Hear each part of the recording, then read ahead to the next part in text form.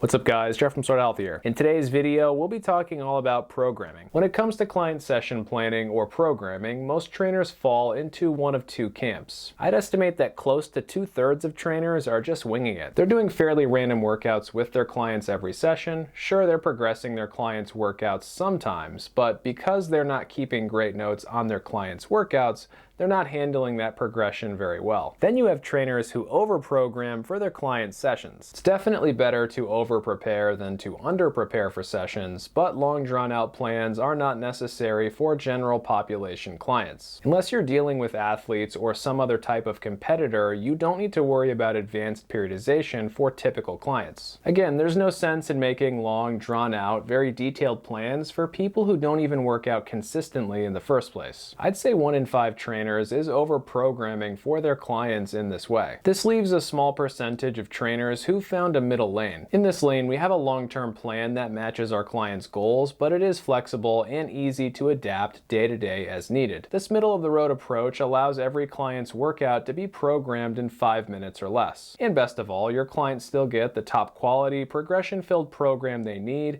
and didn't even know they wanted. What I'm going to do in this video is show you all the systems that I use in my business to achieve this middle-of-the-road approach. By the way, all of this stuff is recently updated for 2023. Everything I'm showing you today can be downloaded for free, so you can use the same exact systems in your own business that I use in mine if you want to. All I ask for all this free stuff is that you like the video and subscribe to the channel if you haven't done so already. That really does help the channel to grow, and it allows me to keep making free content for all of you. Thank you so much for that support, everyone. I really appreciate it. So we'll be bouncing between the phasing chart and the workout chart. Again, both of these two things are free, and the link to download both will be in the video description. Looking at the phasing chart first, we'll see a number of different things. We'll see 4 different goals on the left-hand side: total body lean, strength first, physique, and injury prevention. The total body lean track is for those interested in weight loss. The strength first track is for those primarily focused on strength. The physique track is for those primarily focused on gaining muscle mass. And injury prevention is exactly what you'd think. Typically, you can sort any general population client into one of these goal categories. Phases are 18 sessions long because there's 9 workout columns on each side of the workout chart, and that means you'll be changing phases every 6 to 9 weeks. And we want to phase our clients because changing up sets, reps, etc. on a regular basis keeps our clients from getting bored or plateauing. So if I have a client primarily focused on weight loss, for the first 18 sessions, I'll be doing 2 to 3 sets of every exercise. I'll be doing 10 to 18 reps of every exercise, and there's going to be a bigger emphasis on form work right in the beginning. In all phases, I like to aim for the middle of the rep range. So in this foundation phase, I like to aim for 15 reps, and on some exercises, you're going to end up with a few extra reps, kind of more towards the 18, and in other exercises, you're going to end up with a few less, closer to this 10 right here. As you'd expect, it depends on the client and the movement. Many people will be new to lifting at this point, so that extra time spent on mastering form is essential. And now we're going to look at 2 workouts that take place in this foundation phase on the workout chart. Just so all of you know, this workout chart is meant to be printed off and written on. So if you want to use it, that's what you should do. The only reason I'll be typing on it for this video is because it's easier to teach you guys that way. We'll say the client who we're about to focus on is a total beginner who's mainly interested in losing weight. For all workouts, beginner, intermediate, or pro client sessions, we should plan out the big compound lifts and then plan the rest of the exercises around those. Examples of compound lifts that you should try to have your clients do at least once a week unless injury prevents them are horizontal presses such as bench press or push-ups, overhead presses, horizontal pulls like rows, vertical pulls like lat pull downs, hip hinging movements like the deadlift, and compound knee dominant exercises like squats and lunges. So in this first session we have BW or bodyweight squats, and we did 15 reps for 3 sets. Next up we have assisted split squats where you're just holding on to a rack or something along those lines. We're still just keeping that body weight for now, and we're doing 12 reps for 2 different sets. We also did some hamstring curls on the stability ball, and there we did 15 reps for 2 sets. Next up we have bar push-ups, and the 10 here represents the height of the bar. Bar push-ups are a great exercise for beginners because slowly but surely you can lower the height of that bar. And as you might imagine, every time you lower the height of the bar, the exercise exercise gets just a little bit tougher. So when it comes to those bar push-ups, we did 15 reps for 3 different sets. Next up, we're moving on to the upper body pulling exercises, and as you can see, we did some dumbbell rows here. So DB15, that means we used a 15-pound dumbbell, and we did 15 reps for 3 different sets. We also did some reverse flies, and for that we just used a red band, and again we did 15 reps for 2 different sets. In this first session, we also did some Palloff presses, and we used the cable machine to get that done, and we used 25 pounds of resistance there. So we did 15 reps on each side, and we did that for 2 different sets. We also did the rope wave for 30 seconds, and we did 2 different sets of that. And the same thing is true for bicycle crunches, which you can see right down here. And the last thing we did in this workout is a plank off of the elbows and forearms, and we did that for 60 seconds, and we actually only did that move once. The plank is just a nice way to wrap up a workout. Now, when it comes to the order of the exercises in this first session, I don't necessarily have to do them in the order listed. Almost always, I'm gonna knock out the big compound lifts first, so maybe my first exercise would be the squats here, and then maybe I'd move to these bar push-ups after that. I like supersets the best for most of my training sessions, but there is no perfect way to do it. So for most clients, especially beginners, I would go squat,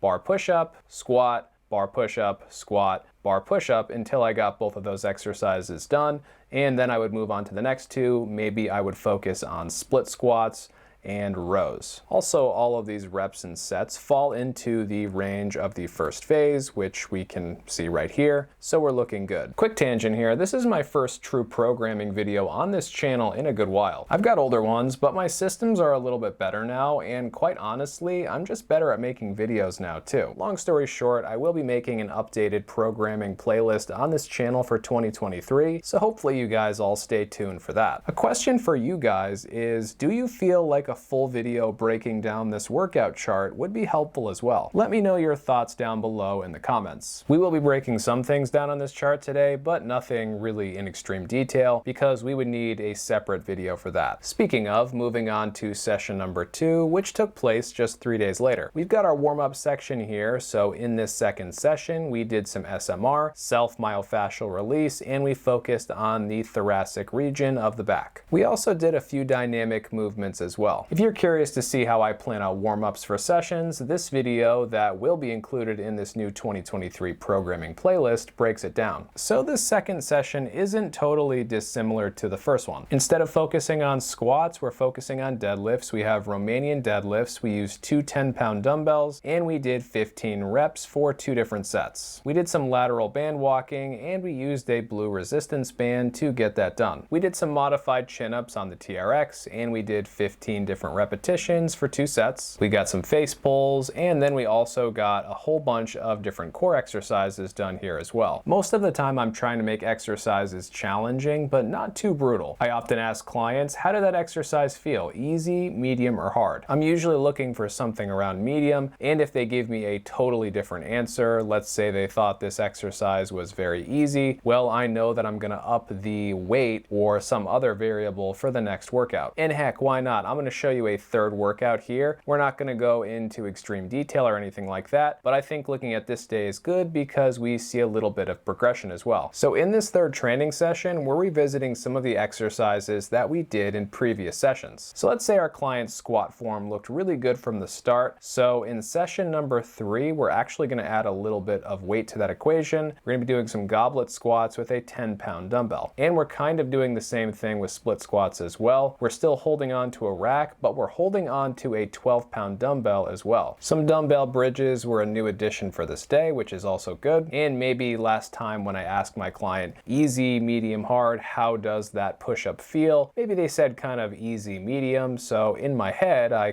or actually even better than that, I can just jot down a note on this chart, and I knew to make this a little bit tougher for the next session. So now we have a height of 9 for the bar push-ups. And the same thing could be true here for rows. Maybe this dumbbell row video looked a little bit easy for my client last time, so I upped the weight just a little bit for the next session where we did them. Again, asking your client the question, how did that exercise feel? Easy, medium, or hard? That gives you a ton of valuable information, so ask it often. And basically our objective over the course of this whole phase would be to progress things slowly like we just went over. Every session you change up a variable or two to make things harder. Only add extra weight to any lift if the form is near perfect though. So heading back to the phasing system now, for the next 18 sessions we would focus on muscular endurance. This phase isn't totally different from foundation, but the target rep range is a little bit higher. After 18 sessions there, next up we go to hypertrophy, and the rep range there, 8 to 12 reps, is considerably lower. And we'll go over very briefly what 3 workouts might look like in this hypertrophy phase. Technically this would be this client's 37th, 38th, and 39th session with me. She's just already done 18 in this foundation phase, and she's done another 18 in this muscular endurance phase, and now of course we've moved on to the hypertrophy phase. Some of you might be saying that's a lot of sessions, and you're right. Phasing only works for long-term clients, and as a trainer your goal should be to retain as many clients as possible. Of course these systems help out with that retention as well. If you're just doing the same stuff all the time, that's not good. People notice. So anyways, these workouts in the hypertrophy phase aren't totally different, but there are some key changes. For split squats, we're using 2 20-pound dumbbells, and we're doing 10 repetitions for 3 different sets. This bar push-up is way tougher than it was before. Now we're at a height of 4, and we're doing 12 repetitions for 3 sets. Now this is the workout chart that we started looking at before, so this is the older one still in the foundation phase, but in this phase, my client was doing Romanian deadlifts with 2 10-pound dumbbells. She did 15 repetitions for 2 sets. 30-something sessions later, and in the hypertrophy phase, she's using a 70-pound barbell, and she's doing 8 repetitions for 3 sets. Obviously that's a big jump, but remember, this is months later, and we slowly progress to this weight over time. And if we looked at the other exercises on this workout chart, we're not going to for time's sake, we would see that the other exercises improved at a similar rate as well. After doing our 18 sessions in this hypertrophy phase, next up we would consider including a strength phase, which based on its sets and reps is pretty much exactly what you'd think. I like to include this strength phase with most clients as there really is no downside to being stronger, and of course having extra muscle mass on your frame does aid in weight loss, but the choice is ultimately yours. To be honest, after these first 3 phases, you can pretty much go wherever you want to at that point. These phases are just meant to be a guide that prevents you, the trainer, from getting complacent. I'm talking about the trainer who barely ever changes anything up. The trainer who has their clients do the same reps, sets, exercises, etc. all the time. You don't want to be that guy or girl. Just as bad as that is the trainer who's always doing totally random exercises with no real rhyme or reason behind them. Leave that on Instagram or TikTok. We're supposed to be better than that. These systems are something similar, if you just want to use mine as inspiration to create your own, prevent you from falling into either one of these traps. So long story short, do these phases in the order that you think would best benefit your client. Sometimes I'll go 1, 2, 3, 4. Other times I'll go 1, 3, 2, 4. Other times I'll go 1, 2, 3, 1, 2, 3. You get the idea. Some other quick notes: when a client is most focused on strength, typically you would still start them off in this foundation phase, and then you could either start them in the hypertrophy phase or the strength phase, depending on how advanced they are as a lifter. If they're a new lifter, I like to put them in this hypertrophy phase first. If they're a more experienced lifter with good form, I might do this strength phase right after the foundation phase and then do hypertrophy after that. I would only include this muscular endurance phase for someone focused on strength once in a while. Also, after every phase change, consider offering an assessment to measure client progress. I have an old video that went over assessments, which still holds up, but I'll be releasing a new one this year. But anyways, there we have it everyone, a quick, easy, adaptable, and most importantly, free way to handle programming with your clients. If you guys have any questions or comments, make sure to leave those down below. As always, I will respond to you. And if you haven't done so already, please consider liking the video and subscribing to the channel, because both of those things really do help the channel to grow, and that does allow me to create more free content for all of you. Thanks for watching everyone, and until next time, stay sorta healthy.